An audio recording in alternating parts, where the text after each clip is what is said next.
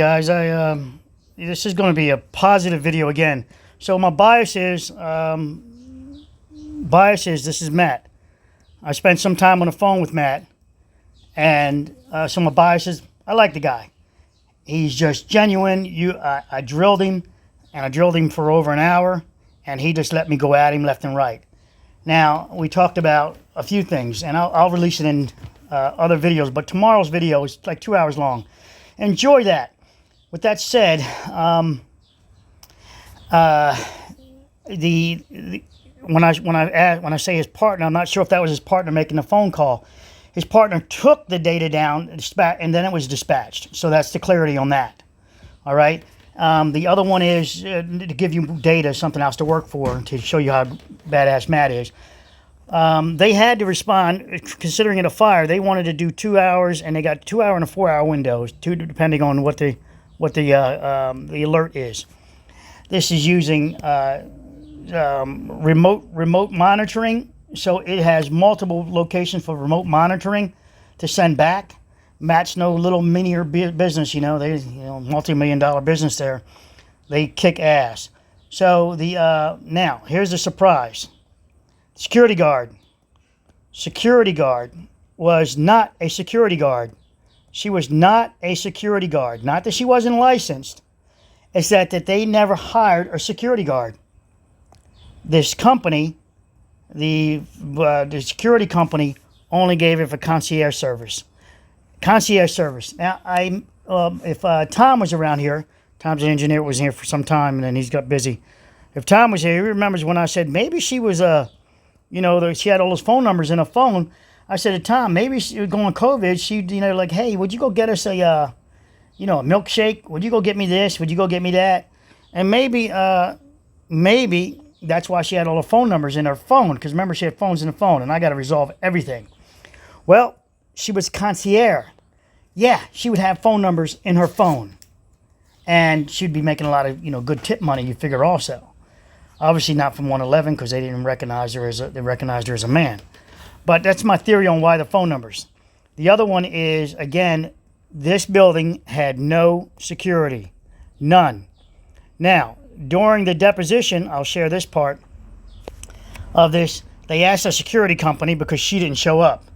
They asked them, hey, look, if she's concierge, how much trouble would it take her to press a button? How much would it press a button to set this off?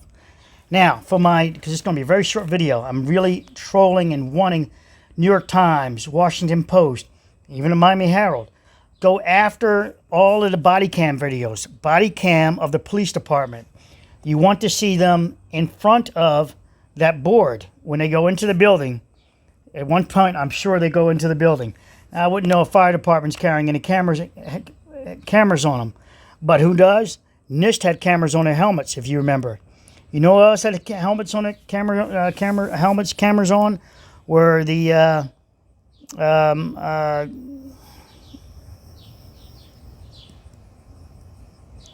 Army Corps of Engineers. The Army Corps of Engineers had the NIST also had video cameras on. You get hold of those cameras, you get a shot at that board. You freeze frame that camera view, and Matt can come up with more data from that. You can get hold of Matt, well, through right here, or you can get hold of me. And I'll get you to Matt. But you get there, and you can get the data. So New York Post, New York, get my notes here, hold on. New York Times, shout out to Bill Baker. Bill Baker, you get hold of that, you do a FOIA request, get hold of the police camera vest, get this shot of that thing there, and you got yourself some magical data that Matt can interpret for you. Remember that the CPU, Matt informed me, would have taken how many minutes? He said it would take about 5 hours to get the CPU out. I said 5 hours. You know the way I am. 5 minutes. 5 minutes is all it would have taken. He said he would do it. He volunteered to do it, to take it out. 5 minutes. They blew him off. So you know what I say about government protecting government. There you go. I'm permanently shadow banning my channel. Is that all they care about, the end run As Matt was like, anything's going to come of this? I said, no prosecutions are going to come. And know what else is not going to come of it? Nothing that will attack the municipality's financial gain. So they will do nothing to say that some buildings are structurally unsound. In fact, they had paid Papa Smurf $4 million. And what did he say? I'd put my kids in that building. Was it $4 million? Or up to $2 million now. I've got to show you the FOIA request I have with the amount that he's getting paid. I've got to share that with you because that's why I get it, to share with you. But he's a mouthpiece for the municipality. Make sure it's stable. Don't go scaring people, make them do a sell-off. We don't want to sell off of property. All right, so tomorrow's video, 2 hours plus long. And this video, hopefully, Mike Baker, New York Times, that you'll go after this. You'll go after the body cam videos. Just need that board that he shows in the video, in this content. And you need, this is the board you're going after. You see, they had to clear the building at one time, right? They had to clear the building. Had to. Now, the people blew the building up. Maybe they had cameras, but they had to clear it. And maybe they used somebody with a camera to document it. I don't know. But is it public records on that? But upon clearing it, did they catch this on? Was this on? This is many days. Remember, it's going to be probably the first 4 days it was on the system. And at one point, they shut the electric off on the structure. And I don't know if they ever turn it back on or not. Probably not. But remember, this building had power source. Oh, that's what I want to say.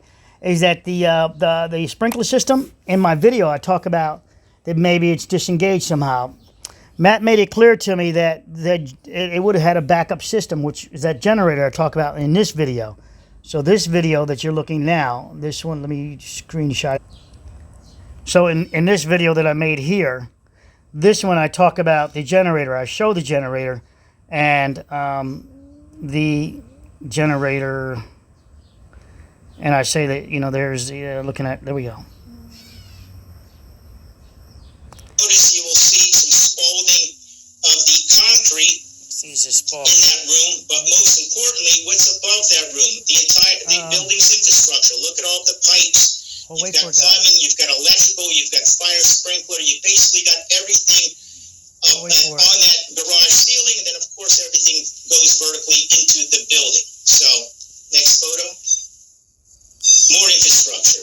Supply might have been a blue. All right, so back here, I believe, is probably the backup generator right here. Maybe that's the backup generator for this 3-phase or 2-phase. I don't know how many phase it is to run this motor. But it's going to have a backup system. So during this collapse, I believe the backup system failed. And we're looking at the standpipes. You got to look at the video tomorrow. The one is 2 hours long. I'll talk about the standpipes, the short version of it. But today, again, so when I'm driving, I was giving a little bit of that we also need this to not work. This from here to here. It's so close, the proximity of it. It didn't kick in. So we can get there a few ways. And Matt and I talked about that. I won't share it in this video. Let's go to Bill Baker again. Get those body cam video. Get those body cam videos. Get that one visual. And I'm posting this video now. All right, guys. Tomorrow's video is 2 hours long. Took me 6 hours of editing. I'll do some comments in it, perhaps tomorrow or next day, and add some, I'll link this video to it. And I think I have a couple of more little dots I have to adjust, but corrections. But that's it. All right. When I say dots, those are points, bullet points. All right. Take care, guys. Love you. Bye.